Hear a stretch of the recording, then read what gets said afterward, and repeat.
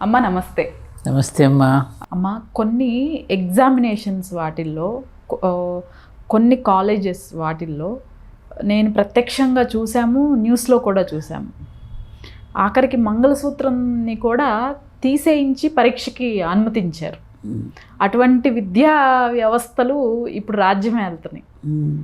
ఎలా అంటారు? ఒక మార్పు రావాలి అంటే ఏం చేయాలంటారు?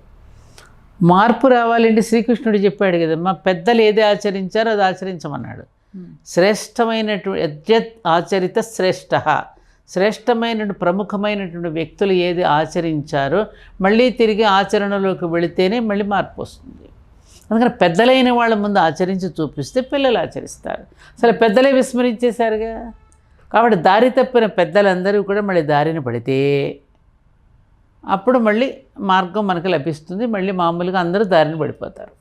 అంటే విదేశీ పోకడా మ్యాక్సిమం అందరూ అదే అవలంబిస్తున్నారు. ఇప్పుడు శాస్త్రం అధ్యయనం చేయక శాస్త్రం పట్ల మనం ఇప్పుడు శ్రద్ధ చూపకపోవటం వల్ల ఆ ఇంగ్లీషు విద్యా విధానాన్ని వాడెవడో వచ్చి ప్రవేశపెడితే దాన్నే పట్టుకుని మనం వెలాడుతున్నాం. ఇప్పుడు చూడు, మనకు ఒకప్పుడు చదువు చెప్పేటప్పుడు మొట్టమొదటి అక్షరాభ్యాసం అయిన తర్వాత మాటలు వచ్చినప్పుడు ఆ అమ్మ, ఆ ఆవు, ఈ ఇల్లు, ఈ ఈశ్వరుడు అంటూ మనకి అక్షరాలు దిద్దించేటప్పుడు అమ్మ మన చేత పలికించేది. ఆ 4 అక్షరాలలోనే మొత్తం చెప్పేశారు మనకి. ఓన్లీ 4 లెటర్స్లో మొత్తం తాత్వికత, జ్ఞానం అంతా 4 అక్షరాలతో జోడించేశారు. ఆ అంటే అమ్మ సృష్టికర్త్రి, అంటే ఎవరు? దేవత, దైవం. అమ్మ దైవం. ఆ ఆవు జ్ఞానం, జ్ఞానం. ఆవు అంటే జ్ఞానం, సకలము దానిలోనే ఉంది కదా సంపద. ఆవు జ్ఞానం. ఇంకోటి ఇల్లు, గృహస్థాశ్రమంలో ఉంటూ గృహాన్ని గృహస్థాశ్రమంగా మార్చుకుని జీవితాన్ని యజ్ఞార్థంగా మలుచుకోవటం ఎట్లాగో నేర్పించేది, కార్యక్రమాలు నిర్వహిస్తూ క్రియాశీలంగా మనం ఎలా ఉండాలో చెప్పేది ఇల్లు. కాబట్టి ఈ ఈశ్వరుడు మోక్షం, ధర్మ అర్థ కామ మోక్షాలనేవి ఈ 4 అక్షరాల్లోనే విద్యాభ్యాసంలోనే మనకు నేర్పించేశారు.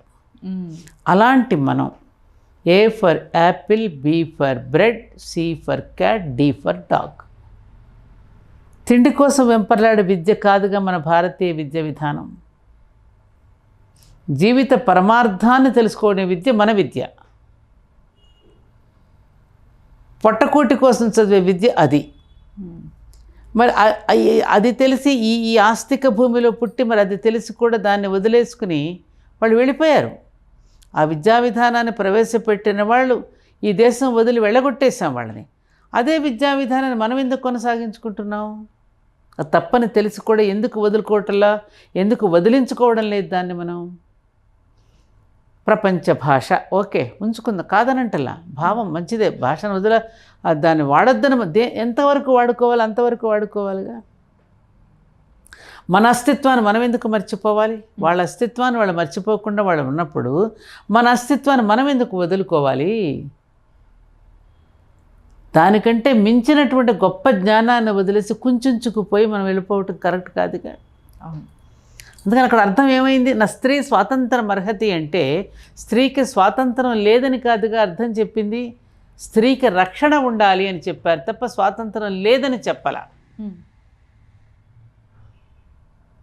ఇప్పుడు హరికన్ ల్యాంప్ ఉందమ్మా, దానికి నువ్వేం చేస్తున్నావు? బయట మనం వేలాడేసావు. వెనకటి రోజుల్లో పల్లెటూళ్ళు హరికన్ ల్యాంప్ ఎప్పుడైనా చూసావా? చూసాను. అంటే గాలిక ఇది, అందుకని హరికేన్ అనే పేరు కూడా అందుకే వచ్చింది దానికి. దాని చుట్టూ గ్లాస్ పెడతాం. ఇప్పుడైనా మనం బయట దీపాలు వెలిగించుకుంటే తప్పకుండా ఒక గ్లాస్ అడ్డం పెడతాం, గాలికి నిధనం కాకుండా.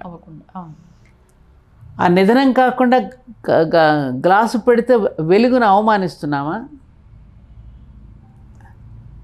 రక్షణగా పెట్టామా? దాన్ని వెలుగుని అవమానిస్తున్నామా? లేదు, రక్షణగా పెడితే ఆ వెలుగు మరింతగా ప్రసరించాలని పెడుతున్నాం, అంతేనా కాదా? దాన్ని తప్పుగా అర్థం చేసుకున్నారు. నా స్త్రీ స్వాతంత్రం అర్హత అంటే అసలు ఆ స్వాతంత్రం అక్కర్లేదని ఎక్కడా చెప్పలేము నువ్వు.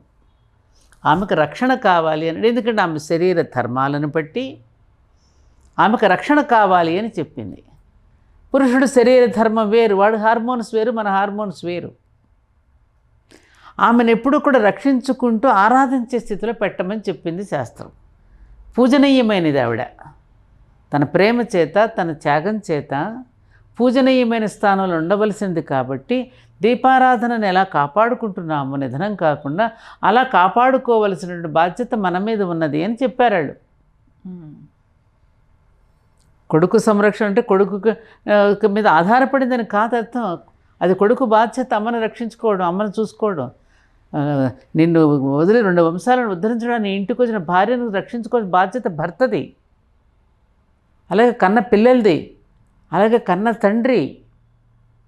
ఇవన్నీ కూడా వాళ్ళ బాధ్యతగా గుర్తించండి, ఆవిడని పూజించండి అని చెప్పిన దాన్ని ఆవిడని స్వాతంత్రం ఎలా చెప్తారని అవమానపరుస్తున్నారని చెప్పి రోడ్ల మీదకి వచ్చి కేకలు పెడుతున్నారు. అలా చెప్పలేదు. ప్రతి శాస్త్రాన్ని ఇలా వక్రీకరించి చెప్తూ ఉంటే మన నేటి తరానికి మనం చెప్పకపోవడం వల్ల బాగా నష్టం జరుగుతోంది. కరెక్ట్. ఇప్పుడు చూస్తున్నాం, అలా వద్దనుకుని బయటికి వెళ్ళిపోయిన వాళ్ళు అర్ధరాత్రి నేను ఎందుకు తిరగకూడదు అని చెప్పి నువ్వు రోడ్డు మీదకి వెళ్ళిపోతుంటే జరిగిన సంఘటనలు మనం చూస్తున్నాం. చూసిన తర్వాత ఏమి ఏడుస్తున్నాం? ఎందుకు చెప్పారు అరిటాకు వెళ్ళి ముళ్ళు మీద పడ్డా, ముళ్ళు వచ్చి అరిటాకు మీద పడ్డా, అరిటాకు ఎందుకు చెప్పారు? అసలు అర్ధరాత్రి రోడ్డు మీదకి వెళ్ళాల్సిన అవసరం ఏమిటి మనకి? పురుషుడైనా స్త్రీ అయినా అర్ధరాత్రి నిద్రించవలసిన సమయం అది. రాక్షసులు సంచరించే వేళ అది. పురుషుడిలో ఎక్కడో ఒక్కచోట పశు ప్రవృత్తి ఉంది వాడిలో. అడవిలో మృగాల మధ్య మనం తిరుగుతామా? తిరగం కదా. తిరిగిన తర్వాత మళ్ళీ వాడు ఏదో చేశాడని అడవడం దేనికి?